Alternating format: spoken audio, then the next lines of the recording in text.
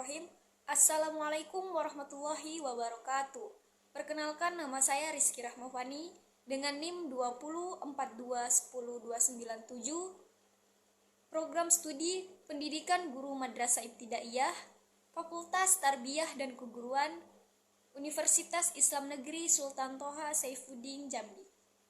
Baiklah, pada video kali ini saya akan membahas tentang riwayat Nabi Muhammad SAW dari dia kecil, remaja, hingga dia menjadi dewasa.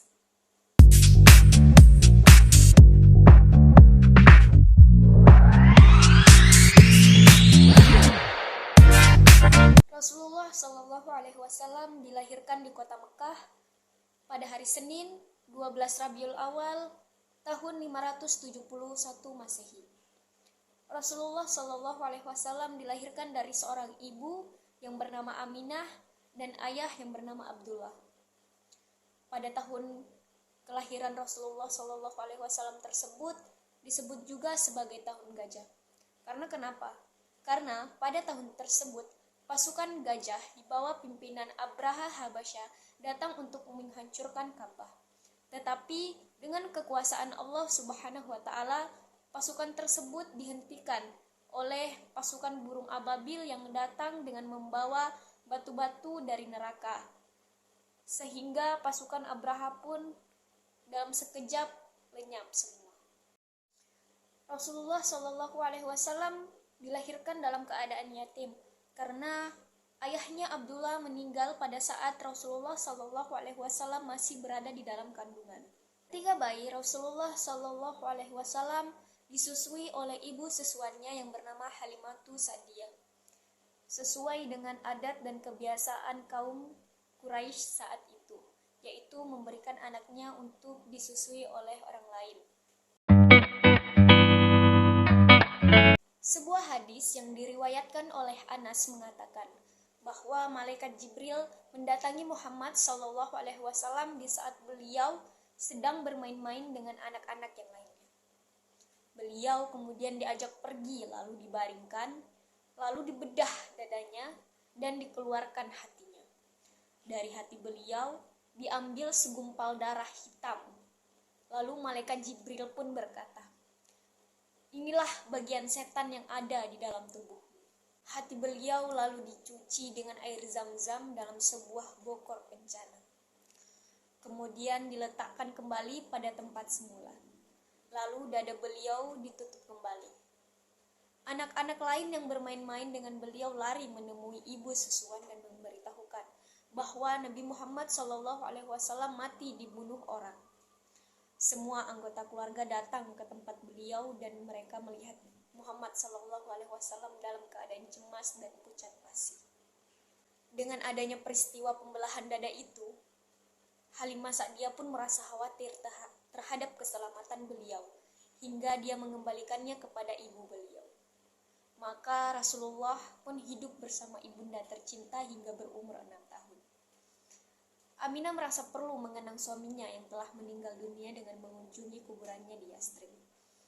Maka dia pergi dari Mekah untuk menempuh perjalanan sejauh 500 km bersama putranya yang yatim, yaitu Nabi Muhammad SAW, disertai dengan pembantu wanitanya yang bernama Ummu Aiman. Abdul Muthalib pun mendukung hal ini. Setelah menetap selama sebulan di Madinah, Aminah dan rombongannya siap-siap untuk kembali ke Mekah. Tetapi dalam perjalanan pulang itu dia jatuh sakit dan akhirnya meninggal di desa yang bernama Desa Abwa, yang terletak di antara kota Mekah dan Madinah.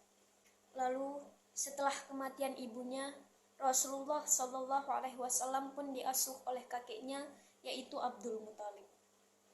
Tetapi pada usia 8 tahun, lebih 2 bulan 10 hari dari umur Rasulullah SAW, Abdul Muthalib pun meninggal dunia di kota Mekah. Tetapi Abdul Muthalib sudah berpesan menitipkan pengasuhan sang cucu kepada pamannya, yaitu bernama Abu Thalib. Abu Thalib pun melaksanakan hak anak saudaranya dengan sepenuhnya dan menganggap seperti anak sendiri. Bahkan Abu Thalib lebih mendahulukan kepentingan beliau daripada anak-anaknya sendiri, menghususkan perhatian dan penghormatan. Hingga berumur lebih dari 40 tahun, beliau mendapatkan kehormatan di sisi Abu Thalib. Hidup di bawah penjagaannya, rela menjalin persahabatan dan bermusuhan dengan orang lain demi membela beliau.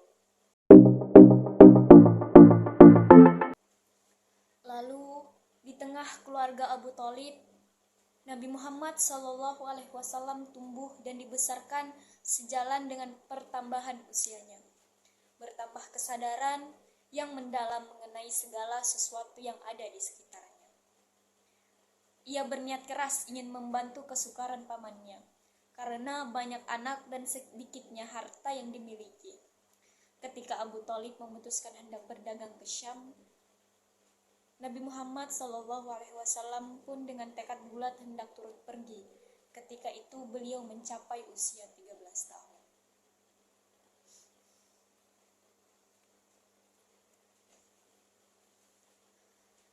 Lalu pada saat usia 15 tahun meletus perang Fijar antara pihak Quraisy bersama Kinanah dengan komandan yang dipegang oleh Harb binti Umayyah berhadapan dengan pihak Qais Ailan.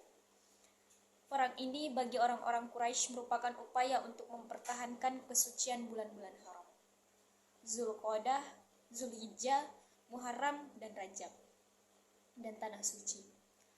Lambang-lambang kesucian itu merupakan sisa peninggalan agama Nabi Ibrahim alaihissalam yang masih tetap dihormati oleh orang-orang Arab.